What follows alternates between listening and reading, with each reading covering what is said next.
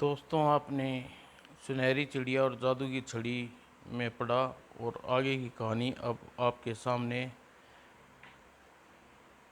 दुखों का अंत। ये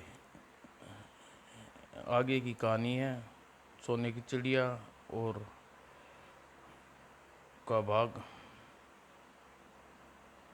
शुरू करते हैं दोस्तों। दुखों का अंत लास्ट पार्ट है ये। इस अनोखे निशाने के बारे में सुनकर पूरे खेल के मैदान में एक ज़बरदस्त सन्नाटा छा गया। पहले निशाना लगाना का मौका गोमोला को दिया जाता है। हुर्रे गोमोला, तुम निशाना साधो। जो गया श्रीमान। गोमोला ने आँख का निशाना लेकर एक साथ 3 तीर छोड़े, लेकिन तीनों तीर में से कोई भी निशाने पर नहीं बैठा। उफ, मैं यह बाजी हार गया। ओह नहीं, अरे श्रीमान राम, अब आपकी बारी है। कृपा गमोला के स्थान पर खड़े होकर निशाना साधिए। जोग गया श्रीमान। और गमोला के स्थान पर खड़े होकर राम ने निशाना लिया और अगले ही पल उसके धनुष से एक साथ तीनों तीर निकलकर हवा में लटकी आंख की ओर बढ़े। और जैसे कमाल हो गया। ओह, तीनों तीर बिल्कुल सही निशाने पर बैठे। नहीं, मैं अपने जीते जी भिखारी को राजा नहीं बनने दूंगा। इसे मौत के घाट उतारने के बाद मेरे साथ जो चाहे सलूक हो जाए। गमोला की मनोदशा राम से छपा न रह सकी। गमोला के चेहरे के हाव भाव बता रहे हैं कि वह खतरनाक काम करने के सोच रहा है। मुझे सावधान रहना चाहिए, क्योंकि उसकी अवस्था में इस समय किसी घायल चीते से ही जैसी है। और तभी महामंत्री ने उठकर घोषणा की, दोस्तों फैसला हो गया है। नया राजा बनने के लिए श्री राम ही उपयुक्त है। अतः अंत में, परंतु इससे पहले महामंत्री अपना वाक्य पूरा कर पाता हो, गमोला हमारे नए राजा को मारना चाहता है। हमारे नए राजा का बचना मुश्किल है। इससे पहले अपना खतरनाक इरादा प्रकट कर ही दिया था, लेकिन अफसोस इस बार भी उसके निराशा ही हाथ लगी। और इससे पहले कि तीर राम के शरीर के किसी हिस्से को लगता, खचाक राम की एक कलाकारी देखकर वहां मौजूद लोग की जय जयकार करने लगे। राजा राम जिन की जय हो। तभी महामंत्री ने सैनिकों को आदेश दिया, सैनिकों गिरफ्तार कर लो ये दुष्ट को। और सैनिकों गोमोलों को गिरफ्तार कर कारागार में डाल दिया और राम को विदित देश का राजा घोषित कर दिया। उसके बाद राम की सवारी बड़े धूमधाम से राजमहल के लिए रवाना हुई। और राम कुछ ही दिनों में देश का राजकाज बड़ी कुशलता से संभाल लिया। सिर दी अपनी न्यायप्रीत्या और बुद्धिमानी की चर्चा दूर दूर तक फैल गई। और कुछ दिन बाद, ओह मैं तो अपने पिता को भूल ही बैठा। अब राम से बिछड़े हुए पूरे 30 दिन हो जाएंगे। मुझे इससे पहले नियत स्थान पर पहुंचकर श्याम से मिलना चाहिए। हो सकता है उसे माँ बापू मिल गए हों और वह राम भी उसी समय कार्यकाज को कुछ दिनों के लिए महामंत्री को सौंप घोड़े पर सवार हो अपने भाई से मिलने चल पड़ा। जब राम को मालूम होगा कि जब मैं एक देश का राजा बन गया हूँ तो कितना खुश होगा। ईश्वर करे उसकी किस्मत भी मेरी तरह से भाग्यशाली हो। और लगातार सफ़र करने के बाद राम अगले दिन उसी दोराहे पर जा पहुँचा जिस पर श्याम से अलग हुआ था। ओ श्याम तो अभी यहाँ नहीं पहुँचा है। खैर, मुझे आने की प्रतीक्षा करनी चाहिए। और राम उस पेड़ के नीचे आराम करने लगा।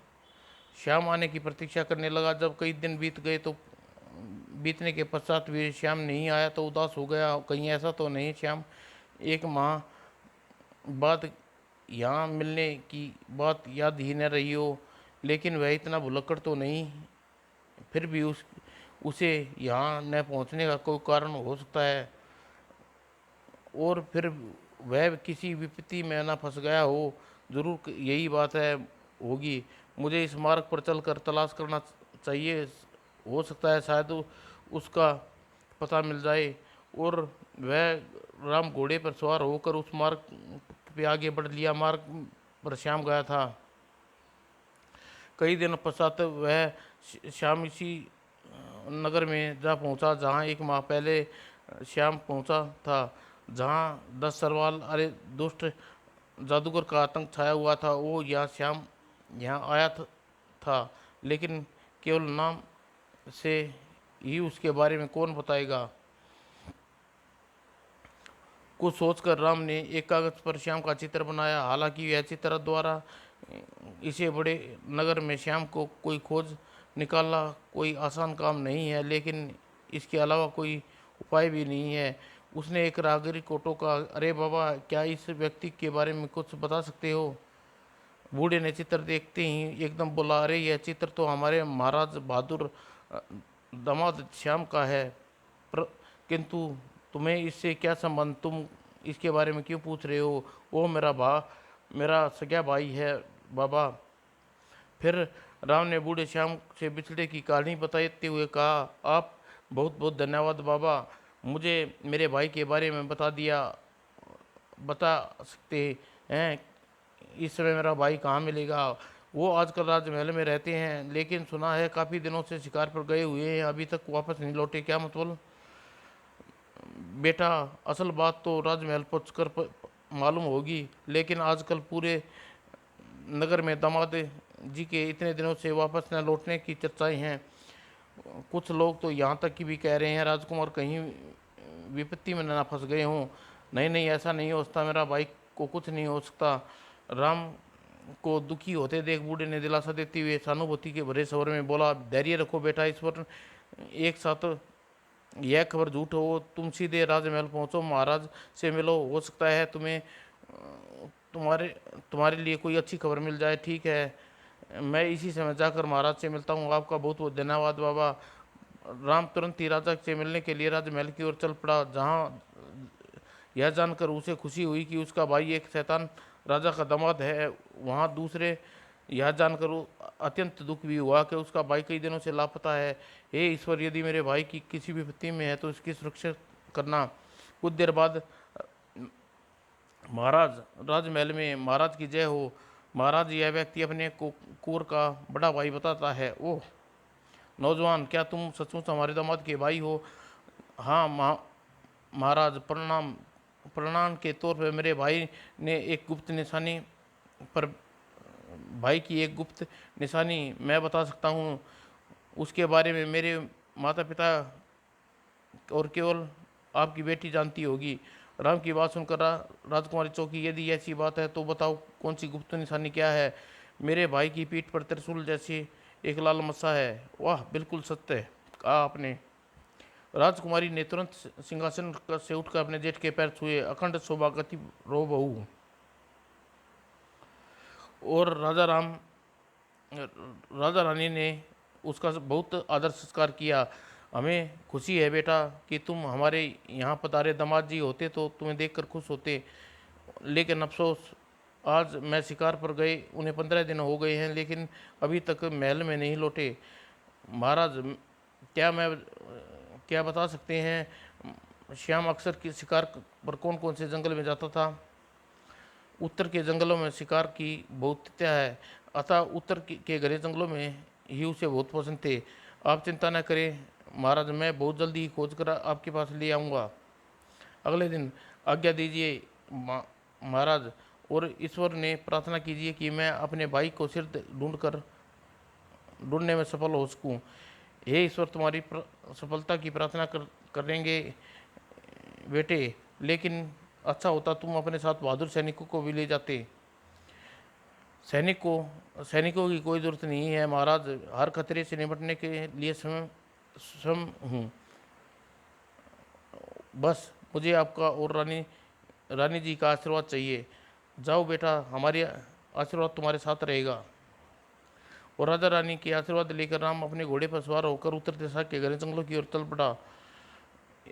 एक छोटे से सफर एक एक छोटे से सफ़र के पश्चात राम जैसे ही उत्तर के जंगल में पहुंचा, अचानक मौसम बदल गया, बर्फीली हवा चलने लगी। उफ, यह अचानक मौसम में बदल गया है। यदि जल्दी छुपने की कोई साधन न मिला तो ठंड के से टूट कर मर जाऊंगा। और किसी उपयुक्त स्थान की खोज में राम ने घोड़े को एक तरफ दौड़ाया और सिर दी। इस बर्फीले जंगल से बचने के लिए मुझे फिलहाल घने वृक्ष ही उपयुक्त है। यहाँ आग जलाकर थोड़ी गर्मी लूँ, मौसम में ज़रा ठीक हो तो आगे बढ़ूँगा। और श्याम की तरह राम ने भी उसी घने जंगल में एक सूखी लकड़ियों को तोड़कर अलाव जला दिया और शरीर तापने लगा। तभी अरे यह कौन रो रही है, यह आवाज़ किसी स्त्री की मालूम पड़ती है।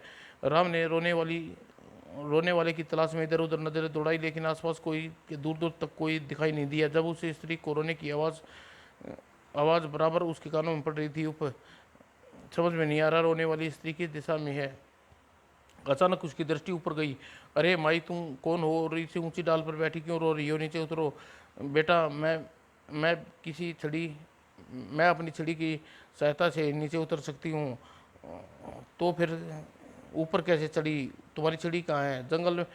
जंगली जानवर के डर से मैं छड़ी की मदद से ऊपर चढ़ गई, लेकिन कुछ देर पहले ही तूफानी हवाओं ने मेरी हाथ से मेरी छड़ी निकल गई और बिना उसी मदद से नीचे नहीं उतर सकती हो। बुढ़िया की बात सुनकर राम आश्चर्य हुआ, लेकिन उसे ज़्यादा दिमाग पर जोर न खपा कर बोला, माई क्या बात है, बता सकती है तुम्हारी छड़ी उड़कर किस तरफ गई है? उस तरफ। ठीक है, मैं कुछ देर यहीं बैठो, मैं तुम्हारी छड़ी ढूंढ कर लाता हूँ। भगवान तुम्हारा भला करे बेटा, जल्दी आना, यहाँ बैठे बैठे मुझे चक्कर आ रहा है। और श्याम की तरह राम भी बुढ़िया की बात बताई दशा में आगे बढ़ा। अजीब बात है, बुढ़िया यह बुढ़िया पता नहीं छड़ी के सारे इतने ऊंचे वृक्ष पर कैसे चढ़ी। सिर दी वह खड़ के निकट पहुंचा। शायद वह है बुढ़िया की छड़ी, अभी निकालता हूँ। लेकिन खड्ड में राम जैसे ही छड़ी को उठाना चाहा, ठहरो राम, इस छड़ी को भूलकर मत छूना। वह दृश्य आवाज राम को सुनकर राम चौंक कर सीधा हुआ। कौन हो तुम और मुझे दिखाई क्यों नहीं दे रही? मैं उसी सुनहरी चिड़िया की आत्मा हूँ जिसे पकड़कर तुमने अपने धनी चाचा को दिया था। पलक झपकते ही राम पिछली की तमाम घटनाएं याद आ गई। लेकिन तुम तो मर कैसे गई सुनहरी चिड़िया? और तुम इस समय मेरी मदद के लिए कैसे आ गई? इस सुनहरी चिड़िया ने सारी कहानी क्या सुनाई। सुन जानकर राम व्याकुल स्वर में बोला, सुनहरी चिड़िया, सुनिया रानी, हम दोनों भाइयों को जो कुछ हुआ अनजाने में हुआ। यदि हमें यह पता होता कि हमारे चाचा तुम्हें मार कर खाने के इरादा रखते हैं तो हम हरगिज उसे न देते। मैं जानती हूँ, लेकिन जो कुछ भी हुआ होगा होना ही था, क्योंकि तुम दोनों भाइयों के भाग्य बहुत सुख लिखा है। ओह मेरी प्यारी चिड़िया रानी, क्या तुम बताओगी मेरा छोटा भाई श्याम किधर है और माता पिताजी किस हाल में हैं? वे मुझे कहाँ मिलेंगे? तुम्हारे माता पिताजी जिस किसी भी हाल में हैं जल्दी ही मिल जाएंगे, लेकिन तुम्हारा भाई पत्थर की बुत के रूप में इसी जादूगरनी बुढ़िया की कैद में है, जो पेड़ पर बैठी तुम्हारे पत्थर के बुत बनने का इंतजार कर रही है। क्या मतलब? सुनो, मैं सारी बात बताती हूँ, फिर सब कुछ समझ जाओगे। लेकिन प्यारी चिड़िया रानी, आखिर तुम दुष्ट जादूगर मेरे भाई को कैद क्यों किया है और उसे अपना कौन सा उद्देश्य हल करना चाहती है? और फिर सुनहरी चिड़िया की आत्मा ने अपने विशेष गुणों की बाबत श्याम को तक घटी घटनाओं की और द्वारा अपनी मदद किए जाने तक की सारी कहानी बता दी। जिस 10 सिर वाले अजगर रूपी जादूगर को तुम्हारे भाई ने मेरी मदद से वध किया था, वह जादूगरनी उसी की बहन है। वह अपने भाई की जादुई शक्तियां बढ़ाने का संपूर्ण पृथ्वी पर अपना राज करने हेतु तुम्हारे भाई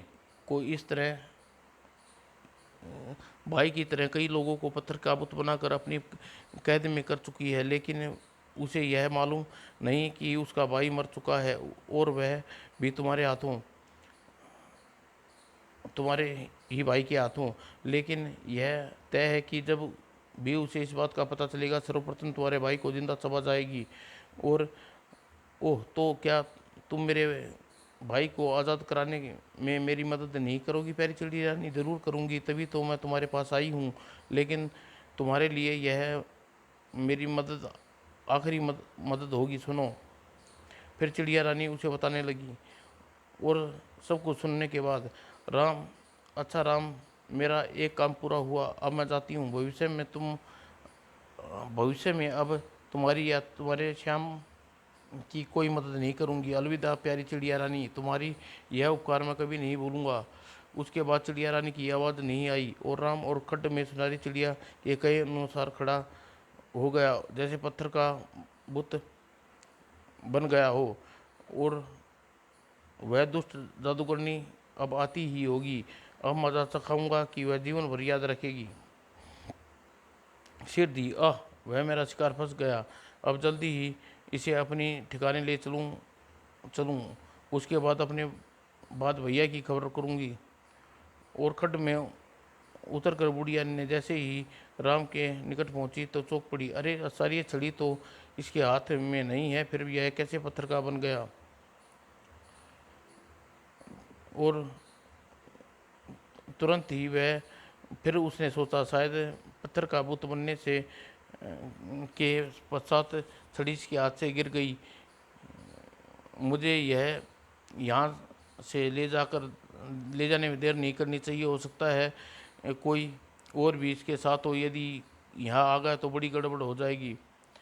और बुढ़िया जैसे ये अपनी छड़ी उठाने के लिए नीचे झुकी, राम ने तलवार निकाली और खचाक खचाक खाए मर गई। और दुष्ट जादूगरनी, अभी तो मैंने तुम्हारे केवल हाथ ही काटे हैं। यदि तेरे भाई के विषय में ठीक ठीक नहीं बताया तो तेरी गर्दन भी काट डालूंगा। ओ नहीं, मुझे मत मारो, मुझे तो अपने भाई के बारे में बताओ। नहीं नहीं, मुझे मत मारो, अपने भाई के बारे में बताओ। मैं तुम्हारे भाई से मिलाने की पूरी कोशिश करूंगी। मूर्ख, मुझे ज़्यादा चालाक बनने की कोशिश मत करो। मुझे सारी हकीकत मालूम है हो चुकी है। वो है, साथ में तुम्हें यह भी मालूम हो चुका है, मेरा भाई पत्थर का भूत के रूप में तेरी कैद में है। वो उसका नाम क्या है? उसका नाम श्याम है, जिसे 15 दिन पहले तूने अपनी चालाकी से जाल में फंसाया था। बता उसे कहाँ रखा, और वरना तेरी खैर नहीं। मुझे ठहरो, मुझे मत मारो, मैं तुम्हारे अपने ठिकाने पर ले चलने के लिए तैयार हूँ।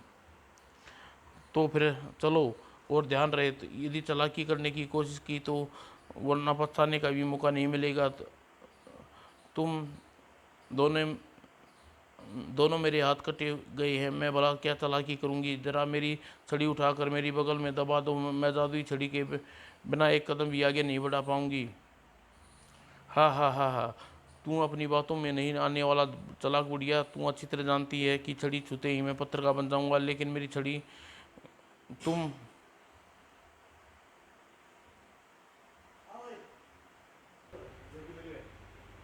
हाँ हाँ हाँ, मैं तुम्हारी बातों में नहीं आने वाला चालाक बुढ़िया। मैं अच्छी तरह जानता हूँ कि छड़ी को छूते ही मैं पत्थर का बन जाऊंगा, लेकिन मेरी छड़ी, अरे तुम ही उसे अपने मुंह में उठाकर बगल में दबाओ। ओह, वास्तव में वो चालाक हो। मजबूर हो बुढ़िया ने स्वयं अपने दांतों में पकड़ छड़ी को अपनी बगल में दबाया और पड़ा।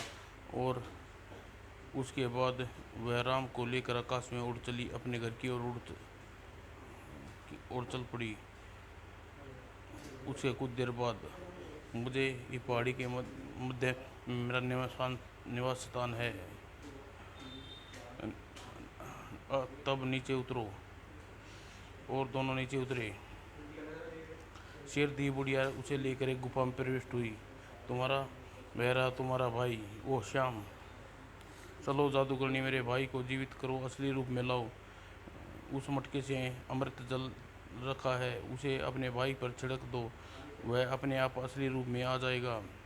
राम ने मटके से जल लेकर जैसे ही अपने भाई पर छिड़का, ओह राम भैया, ओ कम वक्त कैसे ये से कैसे निमटूं? काश किसी तरह मेरे भाई को इन सब हालातों की खबर लग पाती।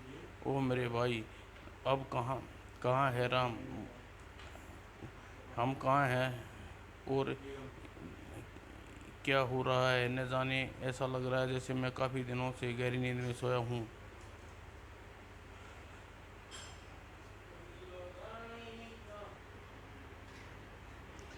यह सच है श्याम, तुम वास्तव में पत्थर का बुत बनने काफ़ी दिनों तक सोते रहे हो। फिर राम ने उसे आप बीती बताई और साथ में घटना के बारे में सब कुछ बता दिया। वो सारी बात जानकर राम श्याम क्रोधित से भर उठा। इस दुष्टा को मैं भी खत्म कर दूंगा, ठहरो श्याम, यह पाइज को मत मारो, बस इसकी जादुई छड़ी ले लो और यह वैसे ही मृत हो जाएगी, क्योंकि बिना जादुई छड़ी इसकी दशा लकवे के मरीज जैसी हो जाएगी और वह किसी को कुछ नहीं बिगाड़ पाएगी। नहीं नहीं, मैं अपनी जादुई छड़ी किसी की हालत में नहीं दे दूंगी। और लेकिन राम श्याम ने, अभी तो तुमने कहा था कि उस छड़ी को छूते ही पत्थर क्या हो जाता है। हाँ, लेकिन एक बार बनने बनने वाला व्यक्ति पत्थर दोबारा जीवित होकर दूसरी बार इस छड़ी को छुए तो वह इसके प्रभाव नहीं पड़ता। जब जबकि वह उस छड़ी की जादुई शक्ति का स्वामी बन जाता है। वह भेद भी सुनहरी चिड़िया की आत्मा ने मुझे बताया था। अगले ही पल श्याम प्रशंसा भरकर जबरदस्ती छड़ी को बुढ़िया की बगल से निकाल ली। ओह मेरी छड़ी, मुझे वापस दे दो, इसके बदले तुम्हें जो मांगोगे मैं तुम्हें कहोगे मैं देने के लिए तैयार हूँ। तुम्हारे मगरमच्छी आंसू अब तुम्हारा दिल नहीं पिघलेगा सकते दुष्ट बुढ़िया। अब तुम यहीं पुंगी बनी जिंदगी की आखिरी घड़ियाँ गिनती रहो। चलो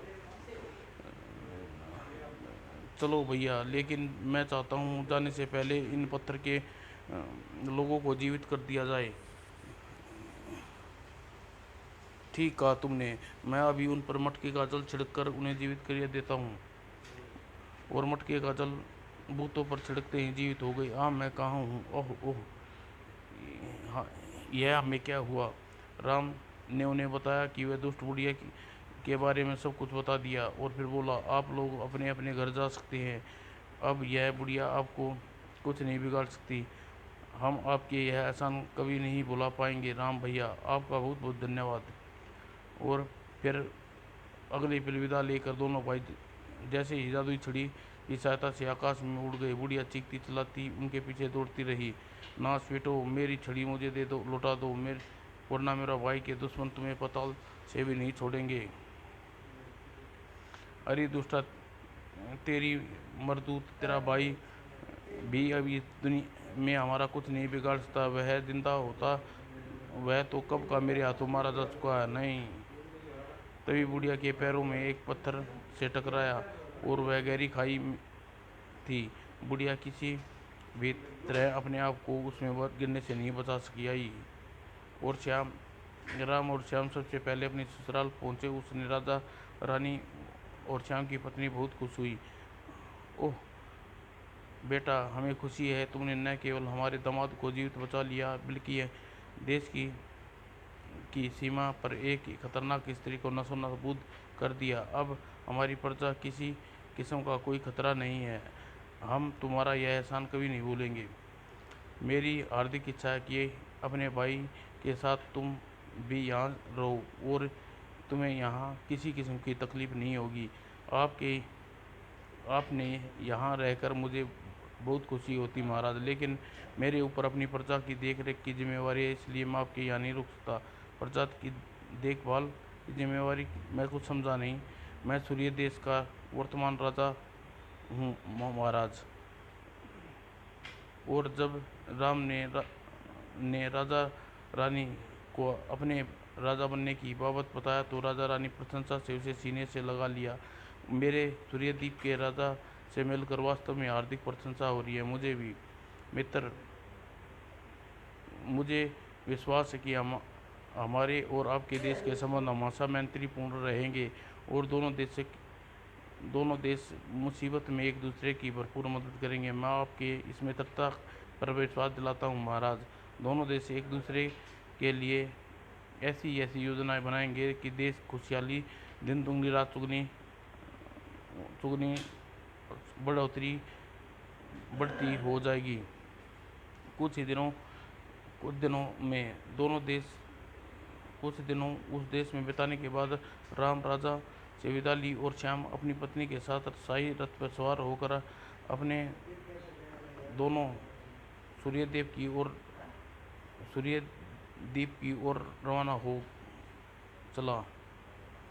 कुछ ही दिनों के सफर के पश्चात उसका रथ राज सूर्यद्वीप राज्य के मुख्य द्वार पर प्रविष्ट हुआ और समस्त दरबारी मंत्री एवं महामंत्री के साथ वहाँ एकत्रित हजारों लोगों ने उनका भव्य स्वागत किया।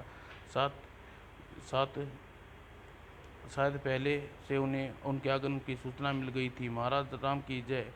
महाराजा राम अमर रहे। महाराजा राम जिंदाबाद। जब उनकी सवारी एक मार्ग से होकर राजमहल की ओर बढ़ रही थी तो सड़क पर किनारे एक वृद्ध और देखकर बुरी तरह चौंके। ओह, यह तो राघव चाचा मालूम पड़ते हैं। और राम के होठों में बुदबुदाते देख श्याम बोला, आपने मुझसे कुछ कहा भैया? श्याम, जरा गौर से देखो। कीमती लाल कपड़े पहना वृद्ध बूढ़े व्यक्ति को देखो। पहचाना कौन है वह? नहीं, मुझे कुछ ध्यान नहीं आ रहा। वैसे लगता है जैसे पहले कभी उसे कहीं देखा है। राघव चाचा क्या? और वह बूढ़ा जो वास्तव में उसका चाचा राघव था अपनी और बार बार देखते पाकर घबरा गया। वे दोनों बार बार मेरी तरफ देख रहे हैं। जरूर कोई गड़बड़ मालूम होती है। मुझे तुरंत यहाँ से खिसक जाना चाहिए। लेकिन इससे पहले बूढ़ा राघव वहाँ से खिसकता, एयरकोट चंपत कहाँ हुए जा रहे हो? श्रीमान, आप लोग क्या चाहते हैं? क्या कसूर है मेरा? यह महाराज ये तुम्हें बताएंगे, चलो। और जब राघव को लेकर सवार हुए तो राम और श्याम निकट पहुंचा। सबसे पहले इसे कल सुबह दरबार में हाजिर करो, जो आज्ञा। और उसके बाद राम और श्याम अपना रथ आगे बढ़ा दिया। ठहरो महाराज, तुम्हें मेरा कसूर बताते जाइए। मुझे शरीफ इंसान को इसी बेइज्जती करना जुल्म है, अन्याय है। चुप रहे बूढ़े, वरना मारा जाएगा। पूछता है कुछ पूछता है तो दरबार में पूछना। और सैनिकों ने राघव को ले जाकर कारागार में डाल दिया। अगले दिन सुबह राम दरबार में, श्रीमान क्या पहचाना हमें? बताओ कौन है आप? सूर्यदेव के महाराज हैं। भला मैं आपको कौन नहीं पहचानता, लेकिन अंधाता मुझे आश्चर्य है कि मुझे क्यों गिरफ्तार किया गया। जरा गौर से देख हमें राघव चाचा। मैं राम हूँ और यह श्याम, तुम्हारे बड़े भाई घनश्याम के पुत्र। क्या अब भी हमें पहचाना नहीं? हमें क्या राम श्याम और सारा मद्रास भागते हैं। मूर्ख राघव, तेरा भला इसी में। जल्दी माफ़ी मांग ले। बेशक ये तेरे भतीजे हैं, लेकिन हैं जो इस समय राजा है। जरूर इन्हें तेरी सारी कारगुजारी के बारे में पता चल गया होगा, वरना ये तुझे पकड़वा न मंगाते। दोनों मुझे माफ़ कर दो मेरे बच्चों। मुझे तुम दोनों के साथ तुम्हारे माता पिता के साथ बड़ी ज्यादती की है। मेरे कारण तुम्हें अपने माता पिता से बिछड़ना पड़ा। तुम सबके दुखों का जिम्मेवार मैं हूँ। मुझे माफ़ कर दो। मेरे पैर छोड़िए चाचा जी, और जल्दी से हमें बताइए हमारे माता पिता कहाँ हैं और कैसे हैं। मुझे क्षमा कर देना मेरे बच्चों। मैं जो कुछ बताऊंगा उसे सुनकर तुम्हें दुख होगा। मैं तुम्हारे माता पिता इसी शहर में एक अंधेरी कोठरी में रहते हैं और तुम्हारे वियोग में बड़े भाई और भाभी रो रो कर आंखें खो दी हैं। क्या अब दोनों भीख मांग कर गुजारा करते हैं? क्या हमारे इनमें मेरा कोई कसूर नहीं? बच्चे, उन्हें अपने साथ रखने के लिए बहुत कहा, लेकिन वे नहीं माने। नीच कमीने इंसान, तेरे स्वभाव को अच्छी तरह जानता हूँ। तुम्हें अपने किए की सज़ा उससे मिलेगी, लेकिन इस पहले यह बताओ मेरे माता पिता कहाँ का घर कहाँ है। राघव चुपचाप ने सारा पता बता दिया। ये सैनिकों, ले जाओ इन दुष्टों को जीवन भर सड़ने के लिए काल कोठरी में डाल दो। जाओ क्षमा महाराज क्षमा। लेकिन राम का दिल जरा भी नहीं पिछड़ा और उन्होंने सैनिक घसीटते हुए दरबार से ले गए। महामंत्री जी, आप हमारे लिए तुरंत सवारी का प्रबंध कीजिए, हम इसी समय अपने माता पिता से मिलने जाएंगे। जो आज्ञा महाराज। और कुछ ही देर में राम श्याम की पत्नी एक रथ में सवार होकर राघव द्वारा बताए पते की ओर उड़े जा रहे थे। और शहर के अंतिम कोने में बनी एक झोपड़ी के सामने पहुंचकर राम ने सारथी से रथ रुकवाया। श्याम चाचा ने इसी झोपड़ी के बारे में बताया था। आओ चल कर देखें। यहाँ चलो। और दरवाज़ा खोलो। माँ बापू दरवाज़ा खोलो। कौन है? आवाज़ तो कुछ जानी पहचानी लगती है। जाओ दरवाज़ा खोल कर देखते। और बापू, तुम कौन हो भाई? हमें बापू कहकर क्यों पुकार रहे हो? और राम और श्याम ने अपने माता पिता के चरणों में गिरकर फूट फूट रोने लगे। हमें आपके बेटे राम और श्याम हैं बापू। आपकी यह क्या दशा हो गई? धिक्कार है हमारे जीवन पर, जो आप लोगों को भीख मांगकर गुजारा करने पर मजबूर होना पड़ा। यह जानकर कि राम और श्याम उसके बिछड़े बेटे हैं तो प्रशंसा है दोनों बेटे के सीने से लगा लिया। आह, हमारा सौभाग्य है जो इतने वर्षों पश्चात हमें अपने खोए बच्चे मिल गए। लेकिन दुर्भाग्य है कि हमारी आंखें नहीं देख सकते। सच कहते हो जी। वर्षों की से निगाहें गाड़े अपने बच्चों की राह देखती रही, लेकिन जब बच्चे मिले तो चुप हो जाओ। माँ, आगे कुछ मत कहे, वरना दिल दिल अर्थात दुख से फट जाएगा। माँ बाप, आप लोग दुख न हो। हमारे पास जादू की छड़ी है जिसके चमत्कार से आपकी आंखी की रोशनी फिर से वापस आ जाएगी। क्या सच? बिल्कुल सच सच माँ बापू। लेकिन वह राजमहल में है। आप वहाँ चलिए, सब कुछ ठीक हो जाएगा। राजमहल ही है, तुम कैसी बातें, अजीब बातें कर रहे हो? क्या तुम राजमहल में रहते हो? हाँ बापू, हम राजमहल में रहते हैं क्योंकि भैया यहाँ का राजा है, राजा राम कुमार है। ओह, यह क्या सुन रहा हूँ? हमें राजा के माता पिता कहलाने का सौभाग्य प्राप्त हुआ है। समाप्त दोस्तों।